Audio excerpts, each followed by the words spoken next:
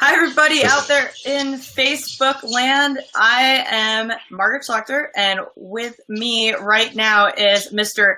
Dylan Morgan, and we are here to talk about Survival Run Canada. Dylan, you are the race director for Survival Run Canada and kind of the brains behind the whole operation there. So thanks for being here. And first, I want to talk about, what is Survival Run Canada?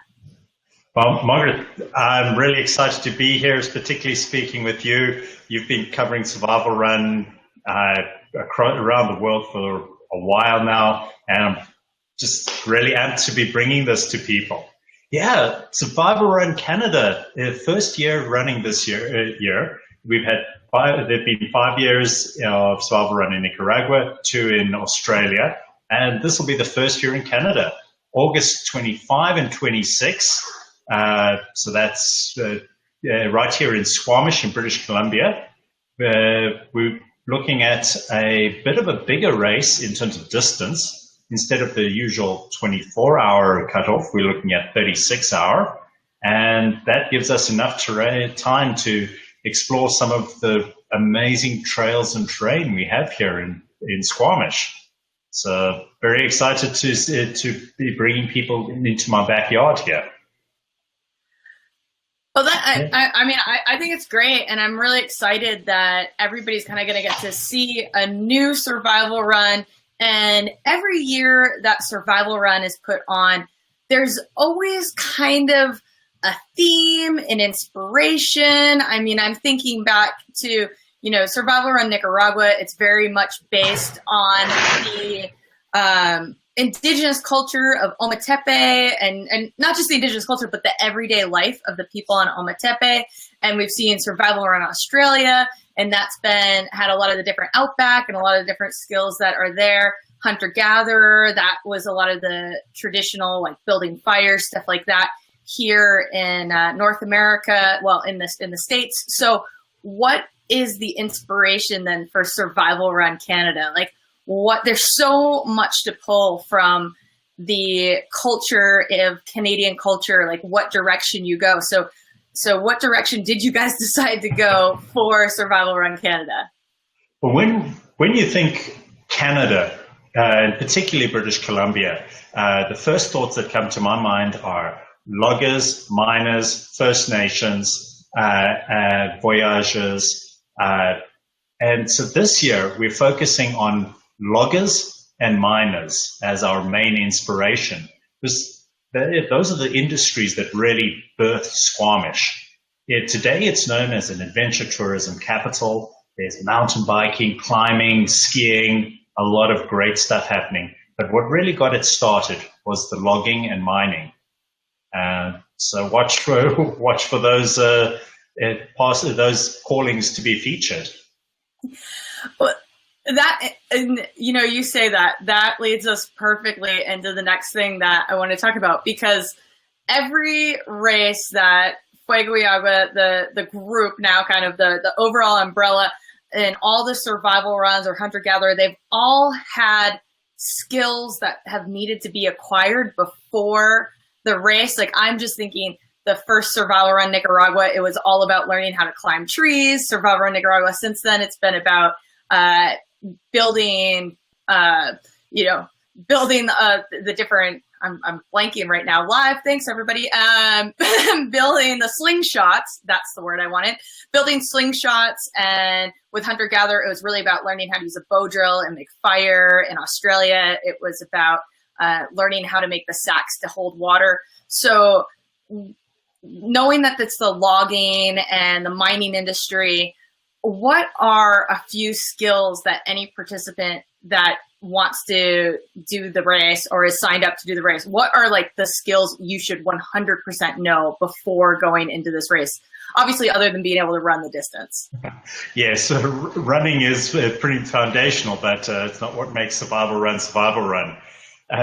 In the logging industry, there are a number of inspirations that are ways that you can challenge yourself. You can mostly to do with axes and moving loads. And so you'll have to know how to wield an axe in more than one way. So I don't think it'll be any surprise that you're going to have to do some chopping. But we're looking at at using axes more broadly than just that. We're also going to be carrying some good heavy loads. That's also a feature of Survival Run generally. You always have to carry those darn plantains on Ometepe. And here there are going to be some loads that are going to be carried in the ways that the loggers and frontiersmen used to carry their loads. So make sure that you're good with carrying.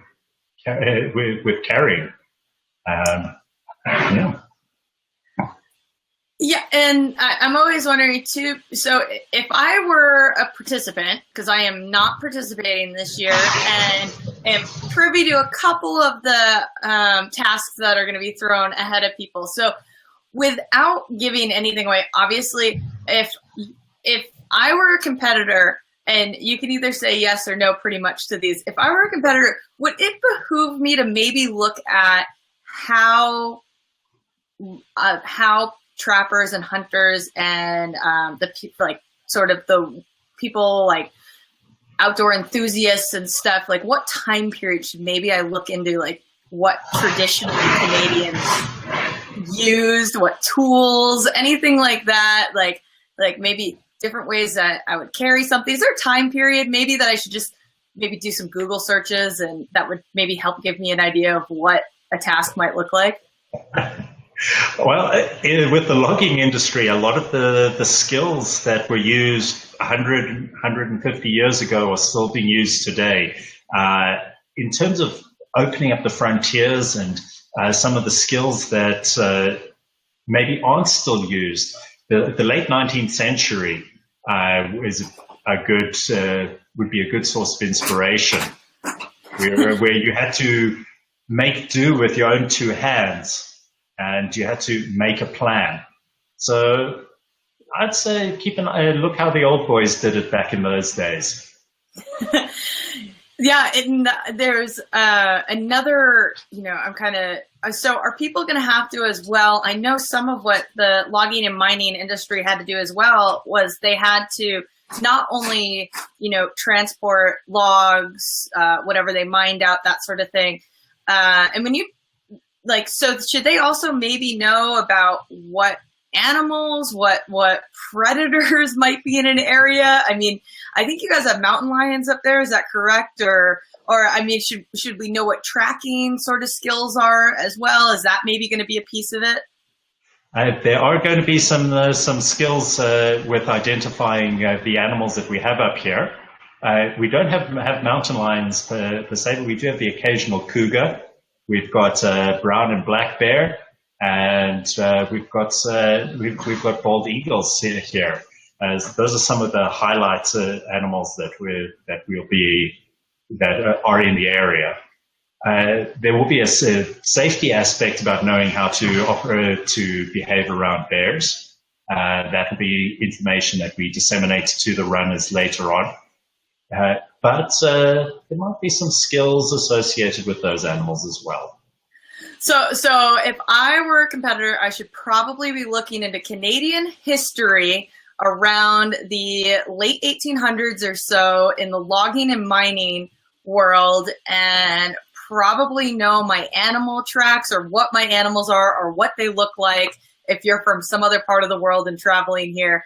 And I mean, and we're going to also have to know, how to maybe make food, or are we going to have to, because I know in the past, when you did Survival Run, you had to catch a fish and then gut a fish. So you knew how to do that, but there were some competitors that it was the first time they ever gutted a fish. So that's kind of a skill that it can either be a very easy thing to do or not as easy if you've never done that before. Yes, the fish, one of the indelible moments in my mind from the footage of last year's Survival Run was Hélène Dumas killing her fish. It was a bit of a shock to her system. And yes, there will be some food-related challenges. I'm not going to go into too much detail on that, but hint, you won't actually have to catch a bear yourself. We aren't going to make you do that this year, at least. Well, I think that's great. So again, is that kind of the same time period? We're looking at traditional foods in that like late 1800s, early 1900s, that same time period? Yes, very much so, with a hat tip to the First Nations as well during that. Because a lot of those trappers, prospectors learned how to survive on the land from the First Nations that had been there for centuries earlier. And so there'll be a little bit of a hat tip to the First Nations in there. Well, I mean, I think that's great. And the culture is so neat around that part of the world that you're in. So to be able to pull in all these different aspects. Now, when you say mining, I'm guessing, and I don't even fully know. I remember that I went to this, it was actually called Frontier Town in upstate New York, but it's now closed down, I believe, like a million years ago. But there, they actually had you like pining or like panning for gold and stuff like that. I mean, is this the sort of mining we're talking about, or like in there like chipping away at like what kind of mining, or is that maybe something people should just kind of look into and see what mining was like in that area? Well, it would certainly be of great interest, I think, to people that like to get a feel for the history of an area, to look at our mining heritage here. The Britannia mine, which is about 10 kilometers south of Squamish, was at one point the largest copper mine in the British Empire. And so we've got a long and very deep history of mining here. In terms of the skills, the prospectors of the day probably had the most entertaining and accessible skills for a race like this. So if you look into the day-to-day life of a prospector, then that would get you started. But don't be surprised if I come up with something to do from hard rock mining as well. Okay, well, that is definitely a couple more things for people to look into. And I guess before I open it up to questions, what I'm most interested in is, what are you? I mean, you've been a competitor now, you've been a race director in like ultra, and you like to put on the hard races and like do challenging things. So what is something that you're most looking forward to with Survival Run Canada coming up? I'm really excited about the strength of the fields that's already been attracted. We've got one runner that's got multiple Barkley starts on her resume, but another chap that's won the Bigfoot 200 miler. We've got Paul Romero and Helene Dumas as past winners from Nicaragua. And so watching the interplay between these really strong runners is something I'm very excited about. And seeing how people that are used to more runnable terrain adapt to the rough, steep terrain we have here. So that's one area that I'm very excited about. And also the spectators and maybe the runners that don't quite go the distance, I'm really hoping that to show them the other aspects of Squamish, that it's not just about the steep trails. We've got a lot of other things to do, and we're working on keeping the spectators and family entertained whilst we're there as well. And yes, Fraser, adapt or die. That's definitely a keystone for this race. So I guess at this point, I want to open it up to any questions that people might have right now, if anybody that's watching. And I know that we've had questions before we started this, so I'll start off with just asking you something I know that we saw beforehand. I know that people want to know, what is the best way if this is like a different, they've done long races or whatever, but they've never kind of done something like this.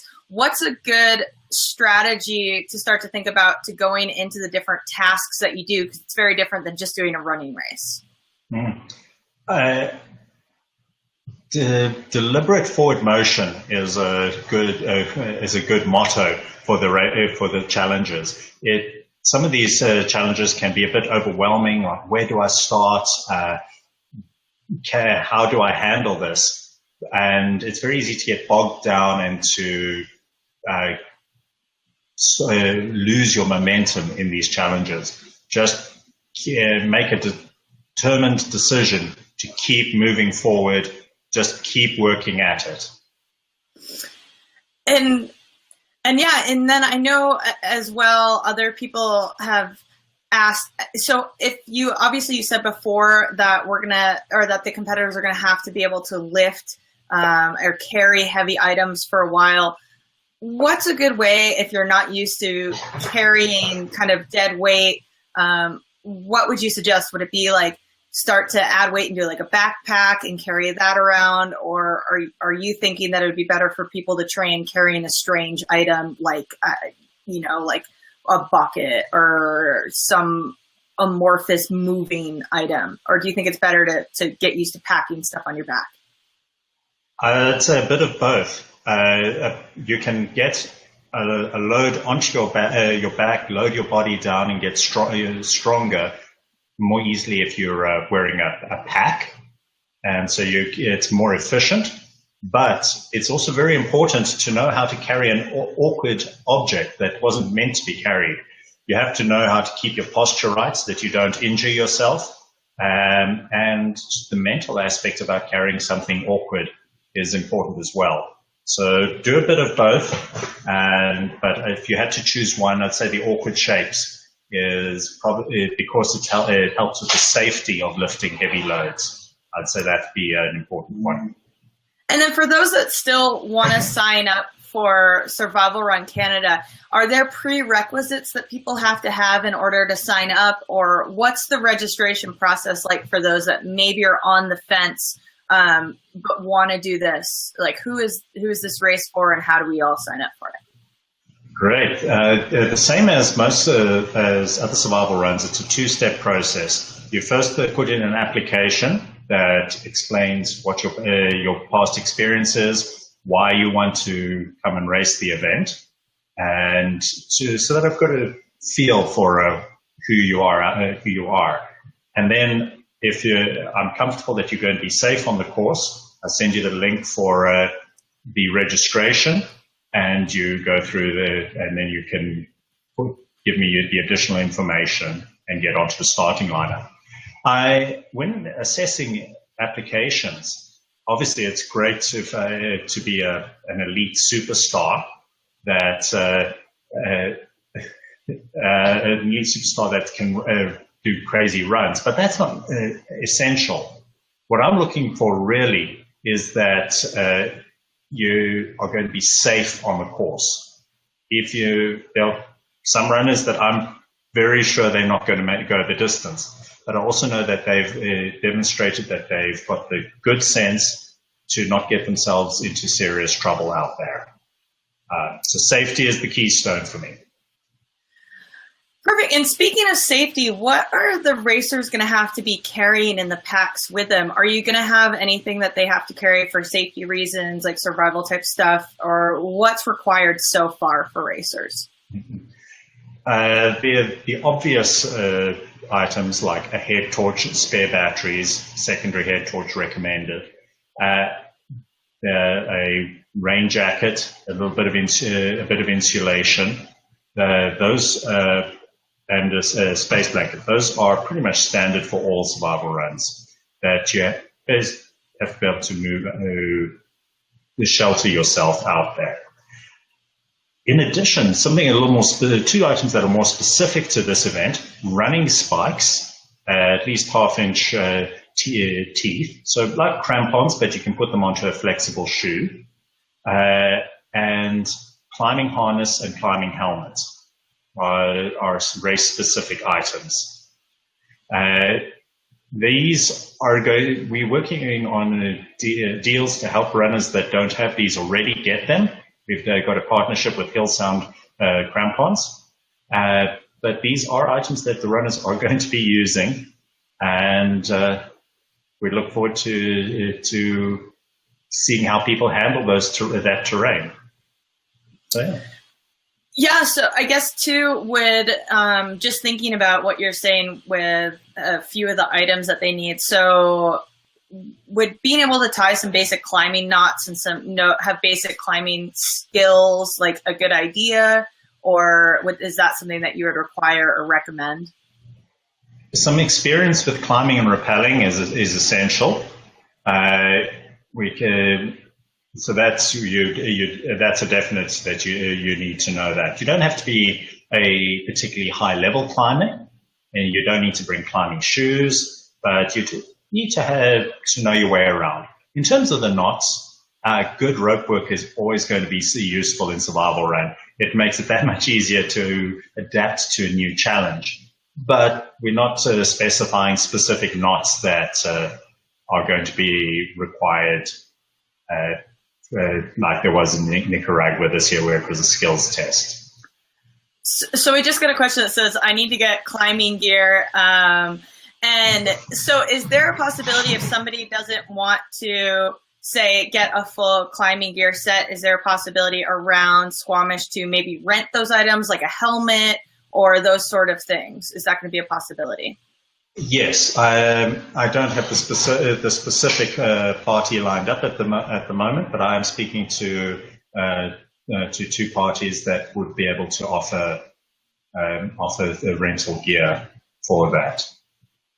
And as soon as we know what that is, obviously we can put it on all the social channels so that people know. So they don't have to go. You don't have to go, David, run out right now and go get a whole climbing set. It looks like Dylan's going to have another option for you as well. But it sounds like it's a good idea just to at least go to your local climbing gym between now and then, and just feel what it's like to be roped up on a rope and maybe going down off of a wall. Is that, Dylan, something that you think people should be possibly heading out and trying to do a little bit of just to be comfortable?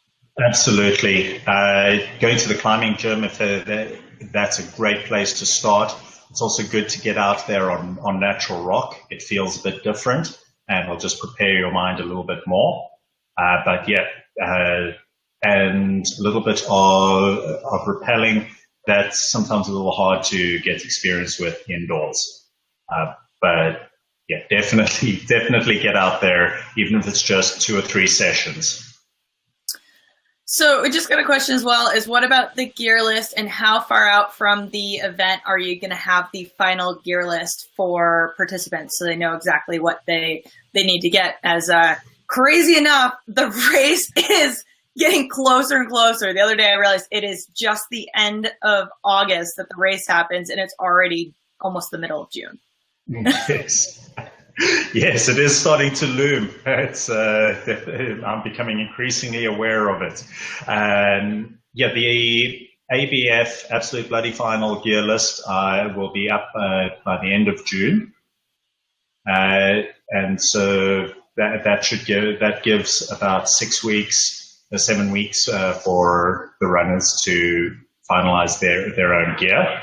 The gear list that's up there at the moment is a very solid indication, but there will be a few small changes still. Excellent. And yeah, I mean, I think that's great, just so that everybody gets enough time to really test out all their gear, test out how much their pack weighs, because I think that anybody who's done this race before knows that it's very easy to go and pack too much stuff. And yeah, so we just got another question. This is a great one. It says, for rappelling, do you need a belaying device? And then wondering about swimming. So let's first tackle this couple of questions here. So rappelling, are they going to need a belaying device? No, they won't be required. They require their own rappelling or belaying device. They're just going to require a harness, a locking carabiner, and a helmet. Excellent. And then swimming. Let's talk about swimming, because It's not survival run without some sort of water. You hinted at water. So how long, like we're getting asked, like how long are the swims, and is it fresh or salt water? Like just, obviously not to tell everybody, but what is like a distance or an amount of time in water that people should feel comfortable swimming, I guess I would say. Okay, time, obviously that's a that's a hard one. But in terms of distance, half a kilometer would be the upper bounds of before you can get out of the water or get your feet onto the ground again. So half kilometer it would be the longest. And in terms of fresh or salt, it's going to be predominantly fresh. I might try to fit in a little bit of salt water as well, since Squamish is on tide water, but most of the water around here is fresh. And speaking of water, is that going to be, because that just made me think of something else, you're talking about different types of water. Are people going to need to have some sort of water filtration system with them on the course? It's recommended. Personally, I drink from all the streams around here with nothing. Once I get above human habitation, but I'm not going to recommend anyone else does that. So I would recommend a light straw or something similar, or at least some purification tablets. Excellent. And you guys all out there, if you have any more questions, keep firing them away at us. These are great, and it's great for Dylan to get these questions at him. A lot of people are saying that the water is going to be cold and then another word there. And then again, we've also been told the water and cold. So cold water, and you did mention like half a kilometer. Is a swim something that we should expect to have to do with all of our gear? Or is it like go swim out something and then go come back? Because that's two very different things to possibly train for over the summer, and maybe go find a pond and see what all your stuff packs like, and do you need a dry bag? And so would be swimming like with your stuff or without it? Well, first of all, Jesse, what does cold autofocus mean? I didn't know there was different temperatures of autofocus on my camera. In terms of whether you're swimming with your stuff or not, anyone that knows me knows that I've got a deep and broad sadistic streak. So be prepared for both. So maybe having a compactable dry bag that you can fit your other bag in isn't such a bad idea, is what I'm hearing from you. That would not be the dumbest idea in the world. Which also, side little tip, is if you put a bunch of air in it, it also becomes sort of a flotation device. Yes. Yeah. So if you put unless you really work at squeezing the air out of a dry bag, no matter what you put in there, it's going to be a good flotation device. The temperature questions are quite a useful sideline as well. This is Canada. We're north of pretty much all of the U.S. except for Alaska, but it's in August. It can get pretty hot here, but at the same time it can get pretty cold. So don't come up expecting that it's going to be frigid the whole time. Make sure that you're comfortable in running in the heat. Some of my hottest days running ever have been around here in August. But at the same time, there's going to be snow and ice. That's what the crampons are for. And so you're going to have a much wider temperature range than in Nicaragua.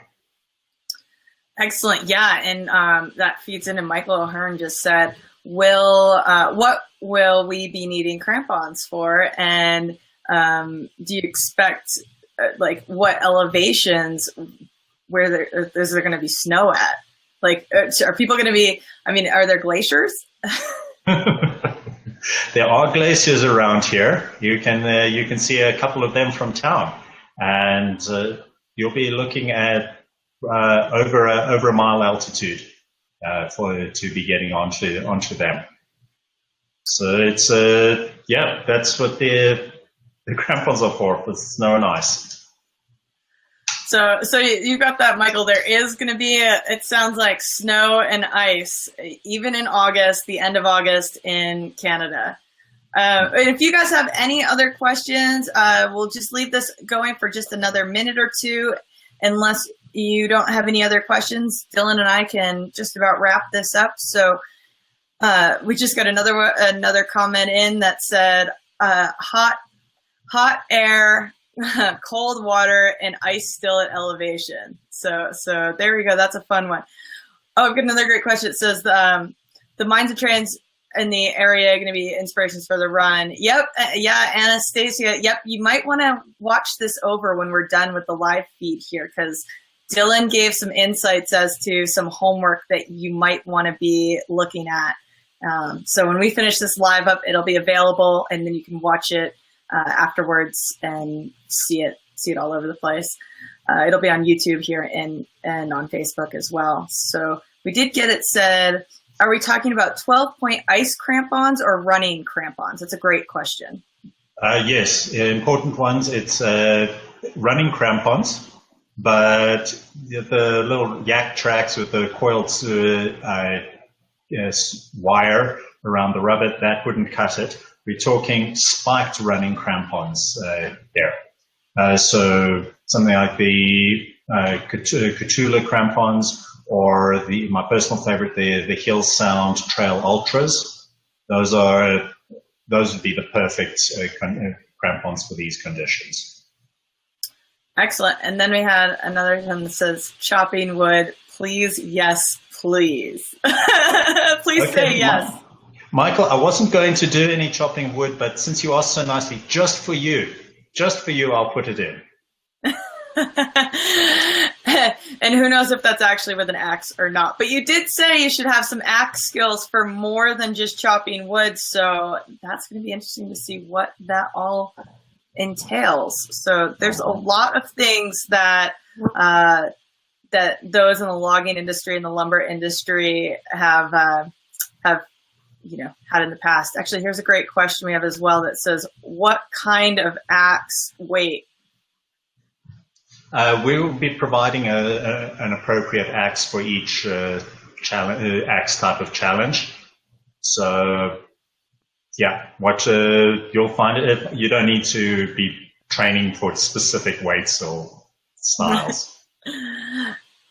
And then, as Mike Rulon, as long as there's no bamboo, I'm pretty sure there's no bamboo in Canada.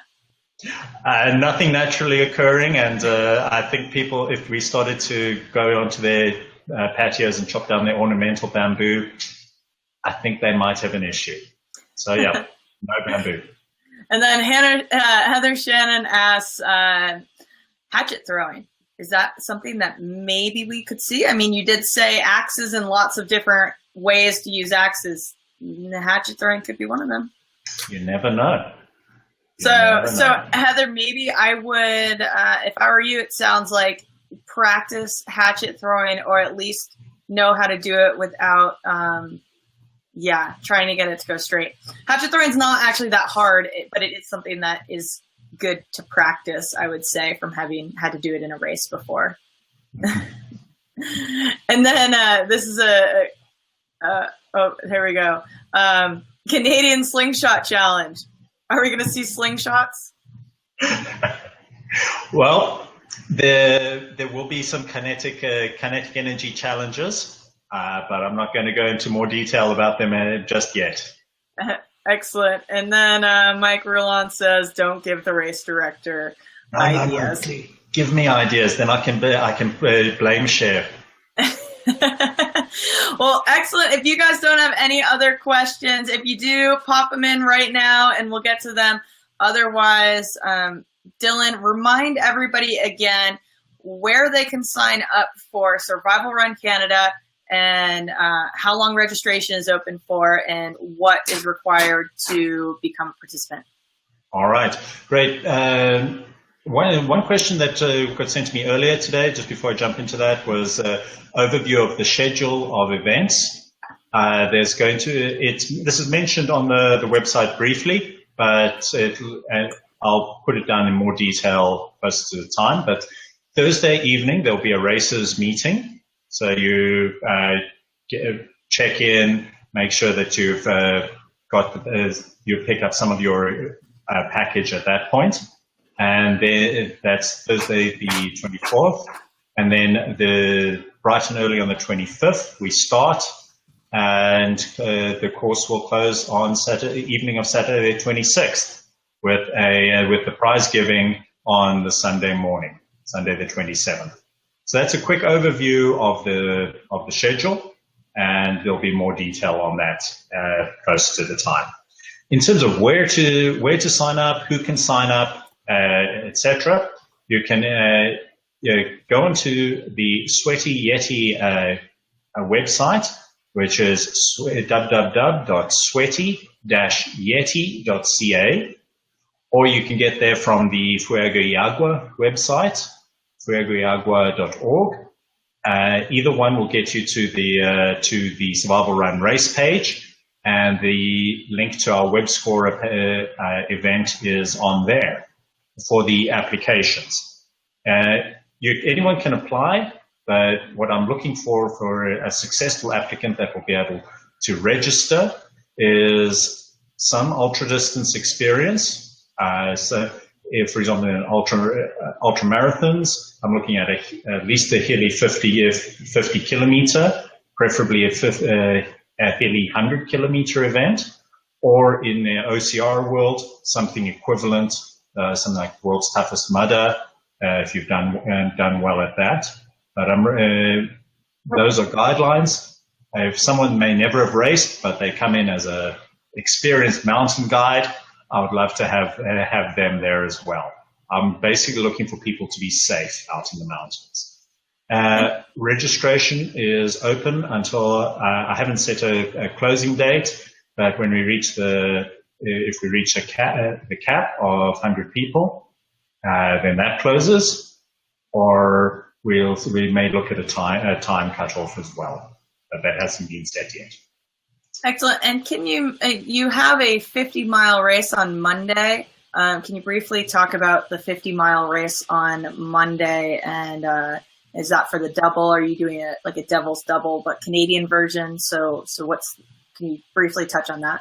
Yes, thank you, Mike. We are looking at the Kosher 50 on Monday, which starts out on the Sunshine Coast, a place called Seashelt, and runs a mixture of logging roads and some of the best single track I've had the pleasure of working on in BC, to finish at the old Ashlew mine, just north of Squamish. It's about 50 miles in July. I'm going to be looking to confirm the course and distance, depending on the conditions out there.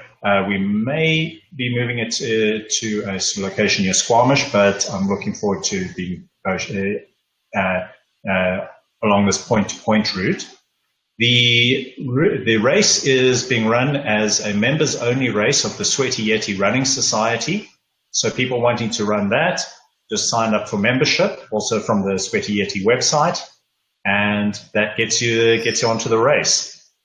Also, this is not an entry-level race, so please make sure that you are safe out in the mountains.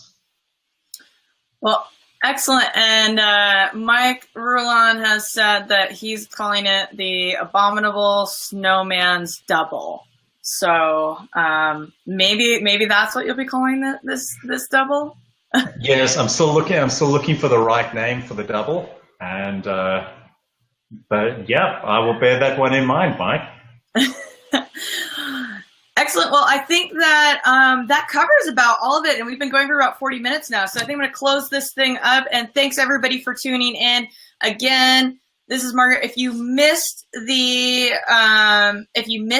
live feed, go back. It's going to be available for replay. It's going to also be over on YouTube, so you can head on over to YouTube and watch it there. And Heather, we did actually just talk about all those questions you asked. So watch the replay, guys. Watch the replay, and we will.